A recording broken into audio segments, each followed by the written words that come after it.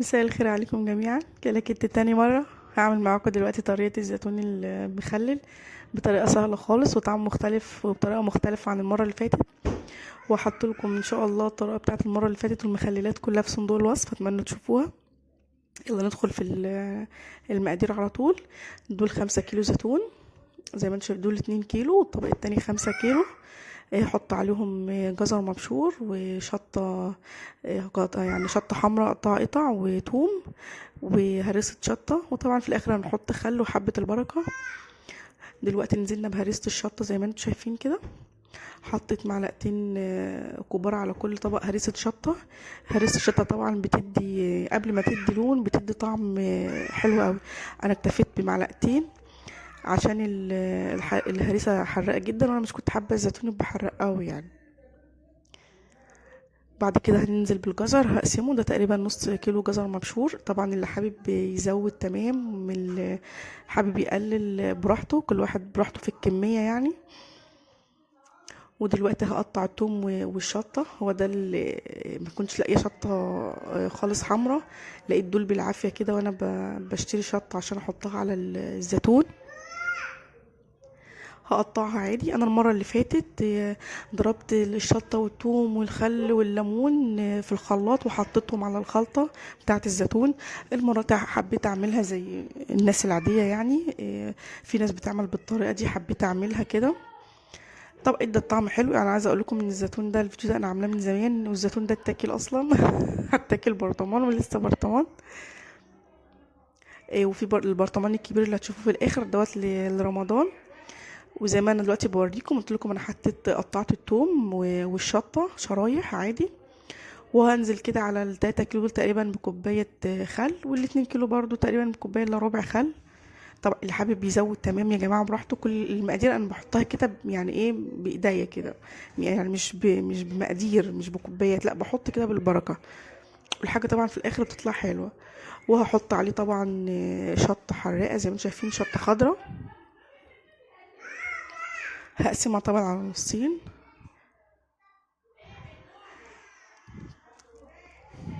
ودلوقتي هقلب المقادير دي كلها مع بعض، وهسيبها واحط عليهم ملح طبعا دلوقتي اهو.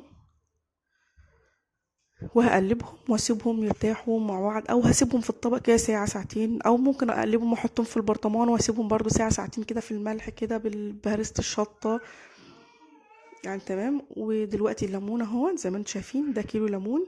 هعصره بقى ايه على الزيتون. زي ما قلت لكم في الوصفه اللي فاتت ان انا يعني ضربت الليمون في الخلاط. انا قلت يعني هفضل اعصره كده وبتاع، لا يعني اعصره في الخلاط وخلاص، وكده كده هو نفس الطعم ونفس كل حاجه لان انا ضرباه بالخل. فدلوقتي بقى انا بعصر الليمون زي ما انتم شايفين. هفضل اعصر بقى لحد ما ايدي توجعني ويلاقي لي صحابي يعني نعصر كتير جدا. طبعا الليمون القشر دوت انا بحطه برضو في الزيتون، بس انا هسيب شويه في الاخر عشان نحطهم على وش البرطمان، لان في برطمان هيفضل لرمضان ان شاء الله. يمين يعيش رب، كل سنه وانتم طيبين. فهسيبه لرمضان، فانا عايزاه ايه يبقى بقفلته كده. هفضل اعصر كده زي ما انتم شايفين، واحط حبه البركه وهقلبه واسيبه مع بعض شويه كده. الزيتون دوت يا جماعه انا غسلته ونقيته طبعا، وما حطيتش عليه يعني ما فتحتوش يعني انا مش شقيته بالسكينه زي الزيتون التاني، لا ده سليم زي ما هو عشان يفضل معايا اطول فتره ممكنه. خصوصا ان الزيتون الاسود بيبقى طري شويه عن الزيتون العزيز التاني، او الزيتون هو الاخضر الكبير التفاحي او التاني بيبقى طري شويه. وده طبعا الزيتون بعد ما اتقلب بالشطه بالليمون بالخل بكل حاجه بالخلطه التحفه اللي احنا حطيناها بحبه البركه. تمام اهو بالجزر بكل حاجه. دلوقتي انا سيبته تقريبا ساعة، وهحطه في البرطمان واسيبه ساعة برضو بالملح بالخلطة بتاعته. مش عارفة، انا متعودة ان انا اعمل كده، ان الزيتون ينزل ميته والفلفل مش عارفة يعني، انا متعودة ان انا اعمل كده. وعايزة اقول لكم الزيتون انا ما نقعتوش لان انا عايزاه يقعد معايا في اطول فترة ممكنة. ودي نصيحة يعني الزيتون عشان يفضل معاكي اطول فترة بيبقى ان احنا بنفتحه وننقعه.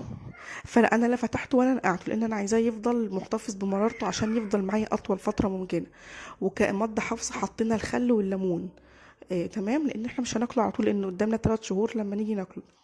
ودلوقتي زي ما انتم شايفين البرطمان ده خد 3 كيلو زيتون ونص كيلو فلفل وتقريبا نص كيلو ليمون. وعصرنا طبعا ليمون زي ما انتم شايفين، والقشر الليمون حطيناه فوق عشان يبقى مادة حافظة بالذات في البرطمان الكبير لانه هيفضل لرمضان. وزي ما قلنا واخد 3 كيلو زيتون. والبرطمان التاني دوت خد 2 كيلو زيتون والفلفل طبعا والليمون اللي اتحط على الوش. ونضغط كده طبعا. وهعصر معاكم دلوقتي برضو ليمون، هعصر معاكم ليمون برضو كمادة حافظة زي ما قلنا. هعصر واحط القشر، هعصر واحط القشر. يعني قعدنا نعصر صراحة في اليوم ده كتير، او كل حاجة خلصت الا عصر الليمون، يعني خد وقت كبير قوي. عشان كده المرة اللي فاتت ضربته في الخلاط في لحظة الا لحظة كان الحوار خلص، بس ده خدنا وقت شوية عشان ايه زي ما قلت لكم خدنا وقت عشان عصر الليمون. دلوقتي بقى هنعمل المحلول. زي ما انتم شايفين كده هنعمل ان شاء الله المحلول مع بعض بطريقه سهله قوي وطعم حلو. ومش تنسوا طبعا ان احنا نقعنا الزيتون في الليمون والخل وحطينا كل حاجه. فدلوقتي بقى الميه هتبقى ميه عاديه جدا، ميه وملح وحطيت شطه. الشطه دي يا جماعه انا كنت عاملاها معاكم قبل كده بطريقه سهله جدا، وهي متعبه شويه بس بطريقه حلوه. وهنزلها لكم برده في صندوق الوصف. هنحط بقى ملح كتير بقى عشان يفضل معانا فترة، عشان ده تبقى المادة الحافظة مع الليمون ومع الخل. وهنقلب طبعا. مش تنسوني في السبسكرايب واللايك لو الفيديو عجبكم او الطريقة عجبتكم. هنقلب طبعا لحد ما الملح يدوب خالص خالص خالص. وهنبدأ بقى ان احنا ننزل بالمحلول الملح ده بتاعنا على الزيتون واحدة واحدة زي ما انتم شايفين كده. مش هنكب بقى وكده، نعمل بفنجان او بكوبش او باي حاجة عندنا. الزيتون احنا كلنا البرطمان الصغير وسيبنا البرطمانين التانيين لرمضان. كان حلو جدا، هو كان ميزة شوية لان احنا كلنا طبعا بدري، المفروض كان يفضل فترة طويلة. الزيتون طبعا بيقعد له من شهر عشان يبقى حلو، اول مرارة بتاعته تروح بيقعد له اقل حاجة شهر. هنفضل نحط بقى كده ونقفل كويس قوي على البرطمانات عشان البرطمانات دي مش هتتفتح دلوقتي. فاحنا هنحط طبقة زيت حلوة كده على الوش. عايزه اقول لكم طبعا هريسه الشطه كان فيها زيت، بس انا برضو ما اكتفيتش زي الفيديو التاني، حطيت زيت كمان زي ما انتم شايفين كده طبقه حلوه عشان دي اللي هتحفظ الزيتون من فوق ان ما يحصلش عفونه.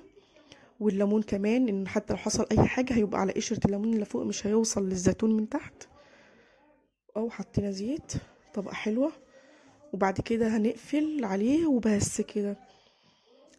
وبس كده هو ده كده المخلل بتاعنا النهارده بطريقه سهله قوي. واحنا تعبنا بس في عصر الليمون شويه، بس حاجه لابد منها. هنقفل زي ما انتم شايفين كده، نغطي البرطمانات او ممكن احنا نحط كيس بلاستيك ونربط عليه. فانا ما حطيتش، انا يعني حاطه، انا مأمنه نفسي ان انا حاطه قشر ليمون وحاطه الزيت مش هيحصل اي حاجه.